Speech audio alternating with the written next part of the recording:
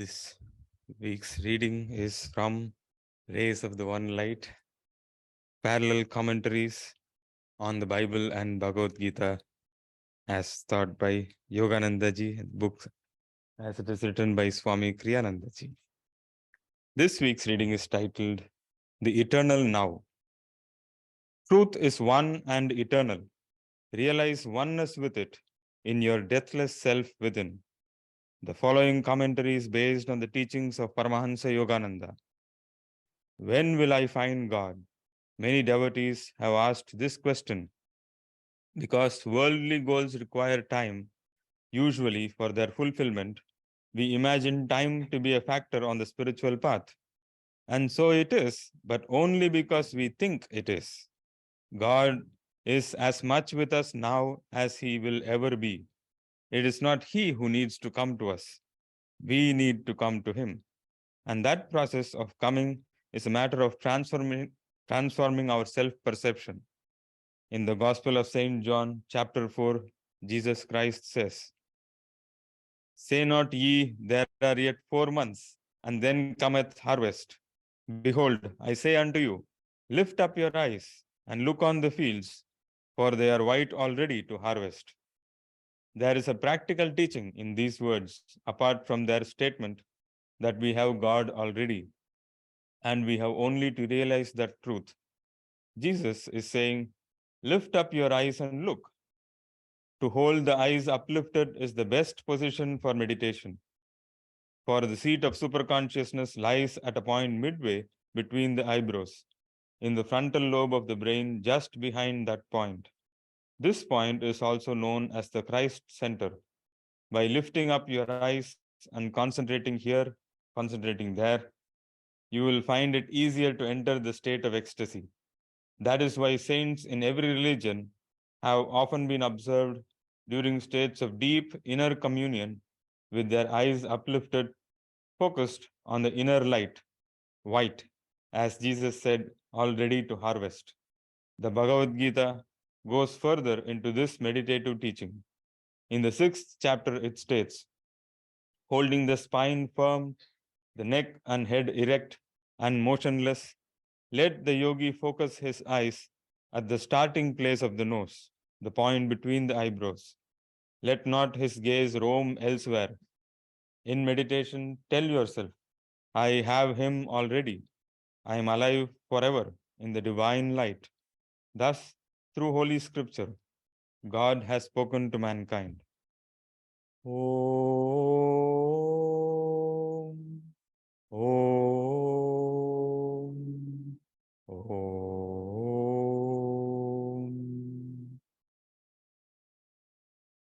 This reading is from Whispers from Eternity by Paramhansa Yogananda, Book of Prayer Poems.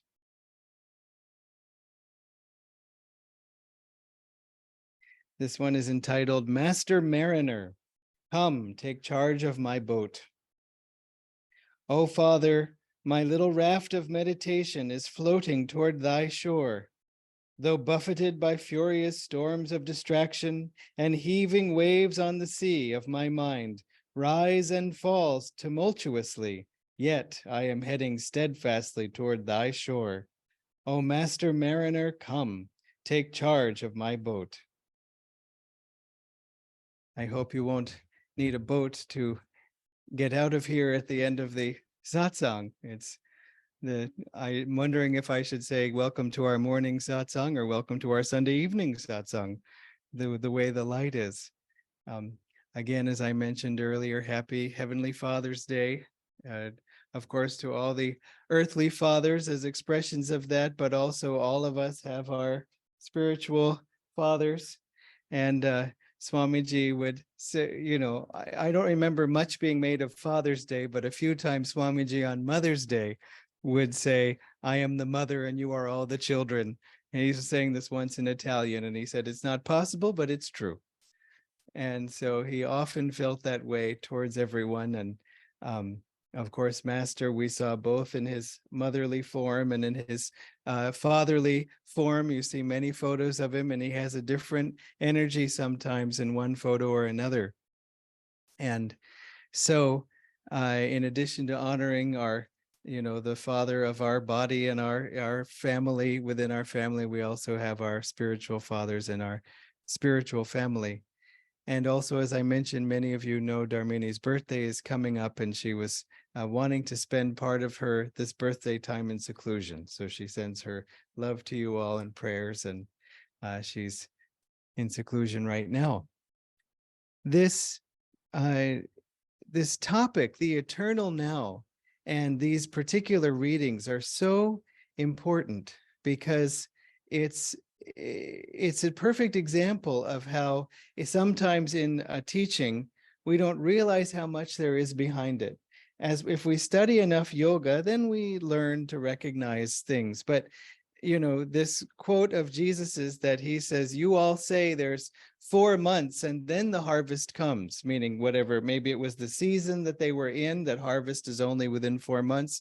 Or he was saying, if you plant something now, then in 4 months, you will have, then the harvest will be. But he says, look, I say, look at the fields. They are already white now and ready to harvest. And this white, if you're planting wheat, for example, it's ready to harvest when you see white out throughout all the field. But this, he says, lift up your eyes and see the fields.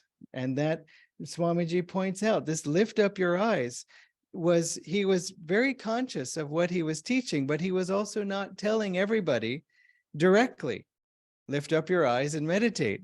He said often, for those with ears to hear, let them hear. And you can imagine people going, I hear. Okay, but of course that's not what he was saying. In this same statement, the same part of the Bible, the same speech of his, he says to his disciples, I have meat to eat that ye know not of. Because people, they had all gotten lunch and they said, Guruji, konja idli venuma, konja dosa. And he's saying, I have meat to eat, vegetarian meat, let us say, but whatever. I have my own dosa. And they figured, oh, he must have packed tiffin and brought it. But he was saying, I am feeding off of something that you don't know. And they thought, they said, did someone bring him food? Does he have food? And he was saying, because often he scolded them because he was wanting them to get his inner meaning. And those with attunement would grasp, if not his meaning exactly, they would grasp that there was a meaning, as opposed to, he says he has meat and we don't know about it. Okay, what else does he have that we don't know about? He was often encouraging them to look deeper, to check inside. And that's what the teaching of this was. Lift up your eyes. They are already white, sometimes likened to the whiteness of the spiritual eye, that white color. Look already, it's already there. That's the point. God is already with us.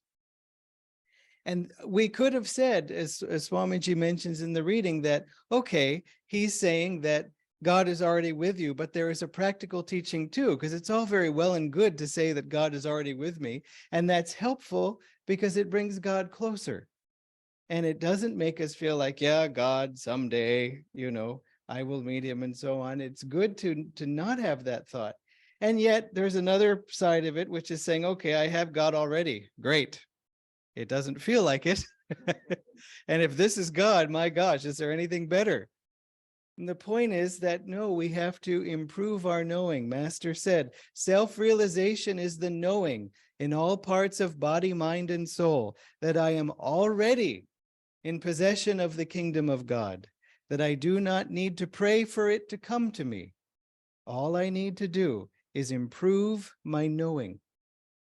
And so we should have that as a constant thing in our minds, that I just need to improve my knowing. I just need to improve my clarity of perception. I just need to open my heart more to feel more. Always think of it as directional. I would like to feel more, as opposed to I would like to feel at all. Because you do feel, you do see. There are so many things. I brought this up now a number of times. A few weeks ago, when somebody asked Jyotishji and JVG a question, they said, I'm on this path and I have not for years, and I haven't progressed anywhere from the first day that I came on. I'm just the same. And I laughed. And I'm glad the person didn't hear me laugh, because the point was, this was online, the point was that of course they've changed. I mean, you can't help but change if you stuck with this path at all, or any path, but let's talk of this path.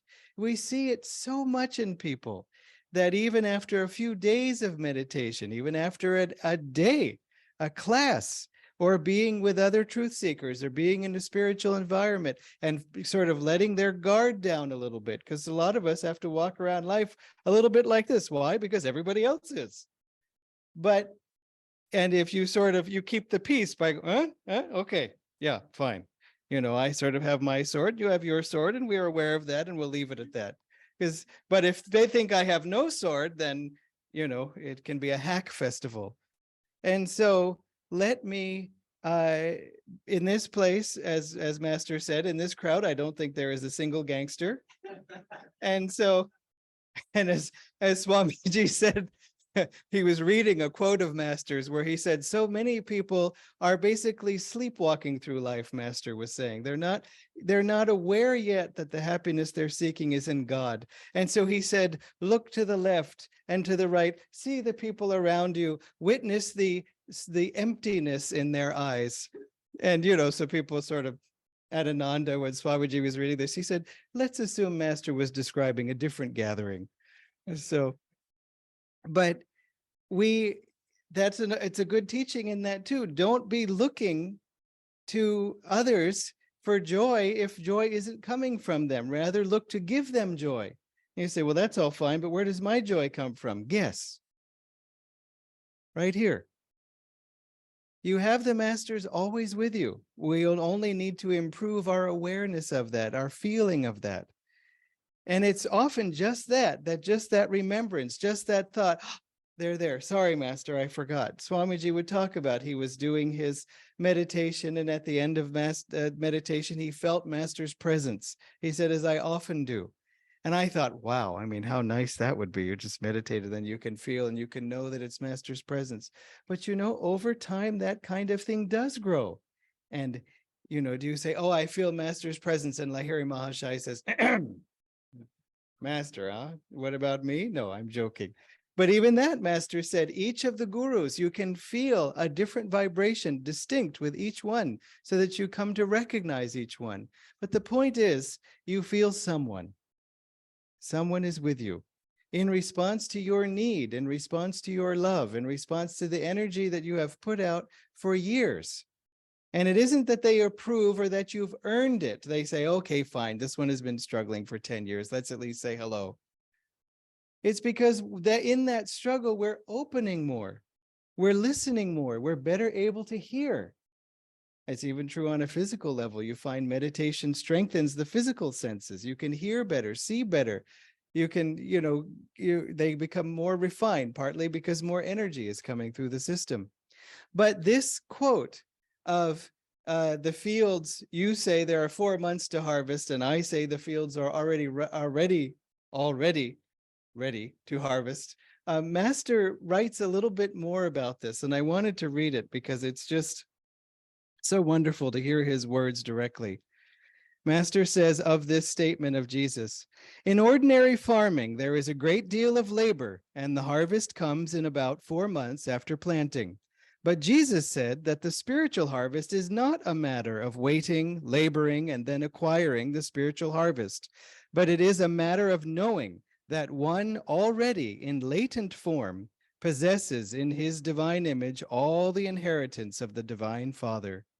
When this knowledge comes, the contact of God instantaneously manifests itself in the soul from beneath the wisdom-seared veil of ignorance, burned. Jesus said that all one has to do is to lift the consciousness from the play of material vibrations to the ever-ready harvest of wisdom, glistening on the fields of pure white cosmic consciousness.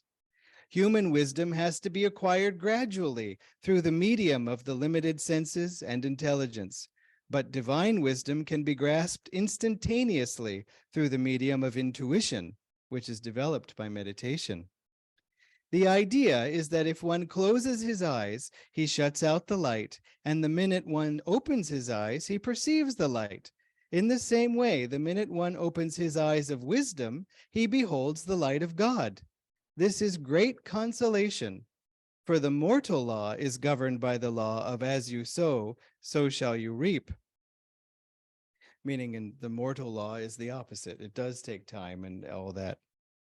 To reach perfection as a mortal through this law, one has to travel through endless incarnations, which is almost an impossibility. But to know oneself through meditation as the Son of God is to claim instantaneously the forgotten divine inheritance. As human beings, we need to acquire everything. As children of God, we do not have to acquire, but we need only to realize that we already know everything. The human harvest has to be sown again means planted, and reaped, harvested, and then enjoyed for a short time. But the divine harvest has only to be reaped and enjoyed throughout eternity. Jesus said not to waste time becoming materially rich, only to lose what you get through great effort. But he said to just make the effort to know what you have as a divine child by taking off the death mask of mortal consciousness from the immortal face of the soul, and to enjoy the eternal harvest of bliss in God. Some people may say, well, it takes great effort to be spiritual. I say, no. The only effort we have to make is to forget our unspiritual mortal consciousness, and as soon as that is done, we know we are God's. He who reaps divine wisdom through meditation receives the wages of eternal wisdom, and he gathers the forgotten fruits of ever new bliss as a result. It is easy for all of us to be a Jesus Christ in one life by proper meditation because we are potentially already sons of God, made in his image. But for all of us to try to become rich like Henry Ford is almost an impossibility because of the limitations of earthly life. There's another quote of Jesus he refers to, other men labored and ye are entered into their labors, means that other mortal souls labor for perishable material things and you foolishly imitate them and struggle on for something you cannot have. Rather, by meditation and calmness, open your age-long closed eyes of wisdom, and in the light of awakening, find yourself as the owner of the entire cosmos.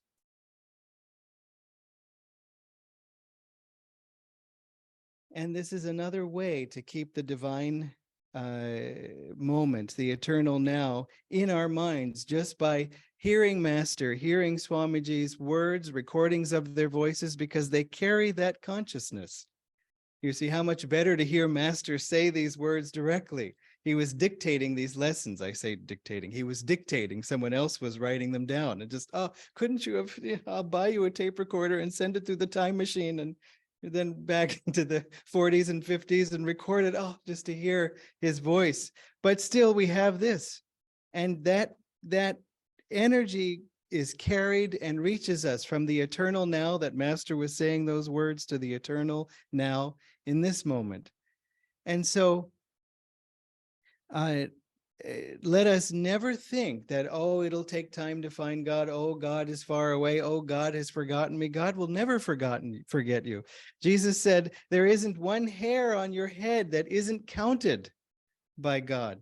I mean, when's the last time you counted your own hairs or anybody else's? Yeah. Oh, one less. Meanwhile, Divine Mother, she is counting. Master is counting. He keeps track. I don't know if every time you get a haircut, he updates his spreadsheet or something, but but the thing is, because he has that love for each of us, and all we have to do is open ourselves more to feel it. It's just as simple as opening the curtains and letting the sun shine in, again on some different day than today. Just opening ourselves to it, you feel it. You don't have to generate that warmth. You don't have to, so many things we don't have to create, we just have to put ourselves in tune with. Again, open ourselves to, and just keep at it. Why do people say it takes a long time to find God? Because they say, well, I've tried. I've been at it for a while. And often we will feel encouraged. We will feel inspired. So I mention this because when I was new on the path, there was a friend of mine with me on the path, and we were together speaking with one of the acharyas at the community, Ananda community we were living in. And my friend said, "Does this path ever get easier?" And I sort of, I was new too, and I sort of looked at him, and I looked at, this person, the acharya, and I was thinking, well, I wonder what the answer is, because on the one hand, hopefully it does. Maybe you get used to things. On the other hand, the stronger you get, the more your tests become stronger too, because you have to continue to build your strength. And so, if every year your exam is 1 + 1 = question mark, maybe the first time it's a little custom, but by 8th standard, you probably have no problem, but that's all you'd know. 2 + 4 is 1 + 1, huh? That's all I know. You see? And so we have to have harder and harder tests so that we grow and so we gain in strength. Really, what we're doing is we're becoming aware of our own strength. It isn't even really developing something that we didn't have. It's rather growing into something that we already had, again, as a child of God. And so he asked, does the path get any easier? And I was having this little mental conversation with myself, but she said immediately, of course it gets easier. She said, the first 5 years can be a bit difficult. First 5 years? I'm on year 1, because it seems like a long time in the beginning, but it takes a while, yes, to get into it. But then for one thing, you have so much confidence based on what has already happened. As Master said, when Ananta, his brother, challenged him to go to Vrindavan with no money, and go to Vrindavan from Agra. Go to Agra? Go from Agra to Vrindavan with no money, and then come back without, staging a holdup, as he put it later. And Master said instantaneously memories of every time he had had an answered prayer, they all came back to his mind, and gave him the confidence to say, I accept. We wish we could have had a recording of that moment too. Everything, or we could be there. And in meditation, maybe we can. But to feel that strength and courage that Master had, yes, but not out of nowhere, other than he was an avatar and so on. But let's leave that aside. That's not how he tells the story. He doesn't say, I was one with God. So I said, sure, I'm one with God. So it shouldn't be a problem for me.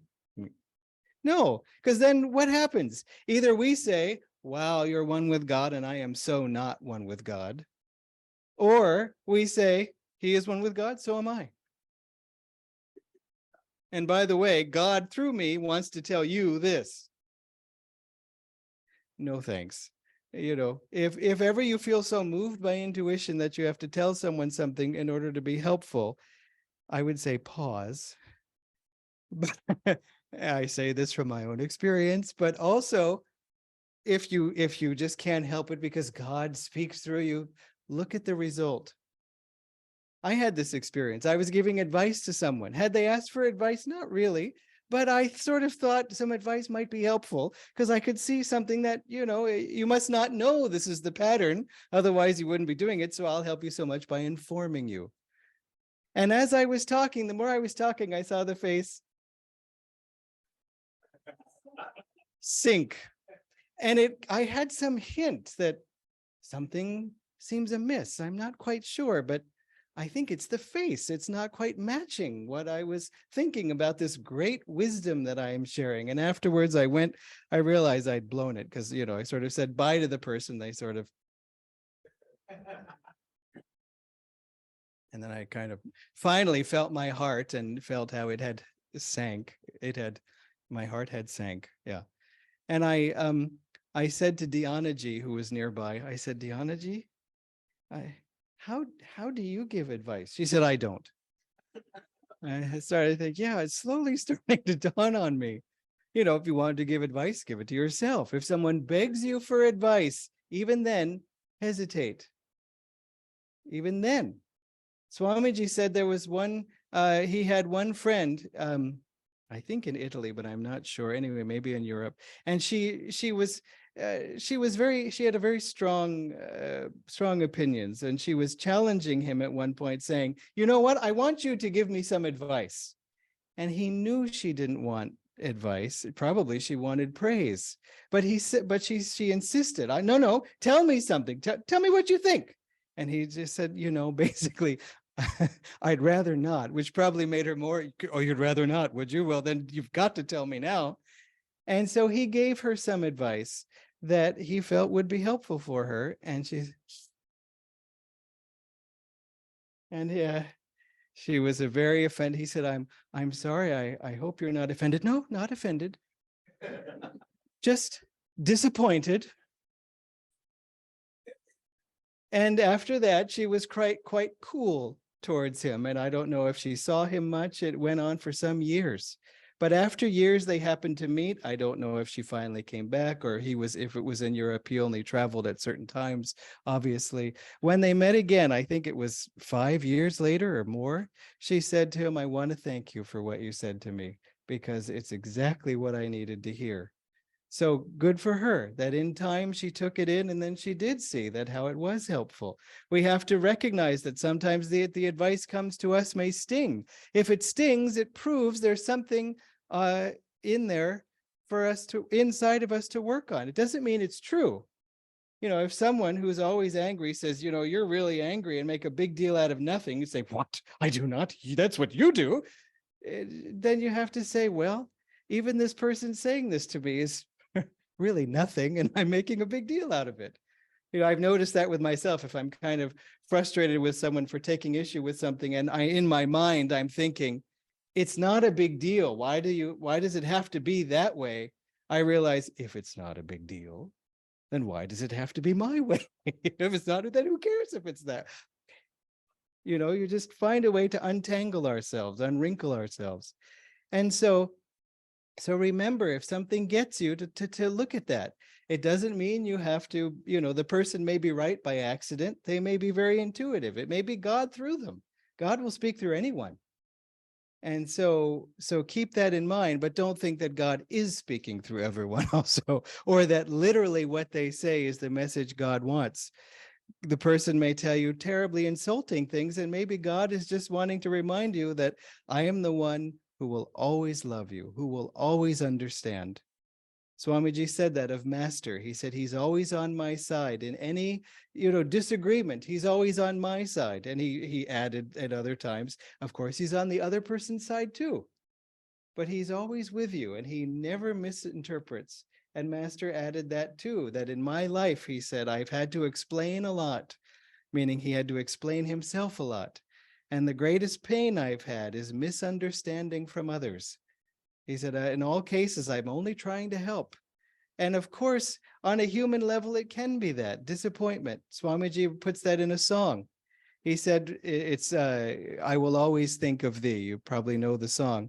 But I love this line. He says, when I laugh, oh, and when I cry with pain.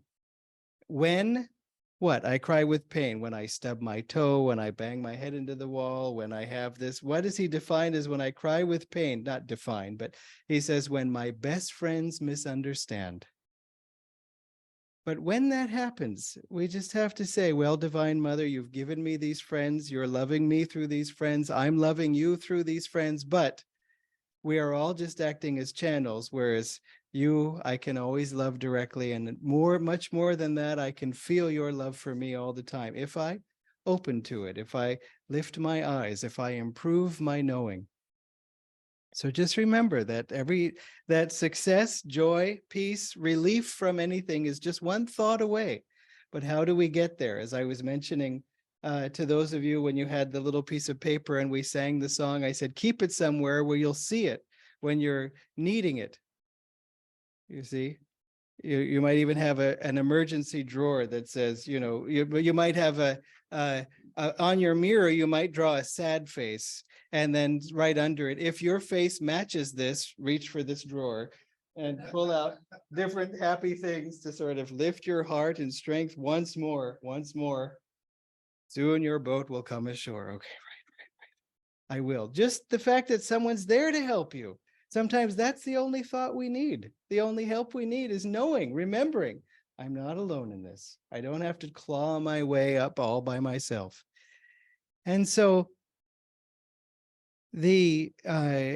remember also that we do have each other in this sense of whether you have someone you can call to discuss, whether you come here and meditate in silence with someone you don't even know well. It's nice to get to know each other afterwards, satsang and so on, but also just tune into the vibration. Both are needed, that we feel in this temple, in this space with other devotees. We feel that strength and we also give that strength, because that's why Master gave us community. Why would he make it such an important point in his mission? One of his original aims and tenets of self-realization fellowship, the creation of spiritual communities. Because basically in Kali Yuga, we all lived in caves. That was the only way to go at that time. The world was just too heavy, too material minded to really do both. You could, and some saints did, but by and large, people had to remove themselves from that. In this next yuga, Dwapara Yuga, we're able to come into the world and still live for God, more like what you read of in the ancient stories of India, where all the rishis and everybody, they have a family or they're living in the world. You can go visit them, that's not just in a cave. But even though Master called us out of the cave, I seem to think that he didn't call us far out of the cave, because still it's Dwapara Yuga too. It's only the second highest yuga, and there's still some time to go. Even Satya Yuga is nice, but it's still not living in God. And so let us have a big cave that we visit together. Let's have a cave that we meditate in together. And as many of you, of course, you saw on the way in, and if you got the message, we're building another cave on the roof here, another temple for us to all be together in, to bless, to invite other souls who are seeking God, seeking Kriya Yoga, to come and receive that, offer our friendship, receive their friendship, all these things. So this is our work, and there really is no other, because this you do take with you. The only thing you take with you is your consciousness. On the one hand, that's really helpful, because that's what you took with you last time. That's what you started with in this life, all that you had worked on in the last life. And at the end of this life, you will take all that you have developed into God. That's my hope. Not the next life. If there's a next life, fine. Well, I mean, who knows? You could have said, yeah, that's what you said last life. Okay, well, I'm trying.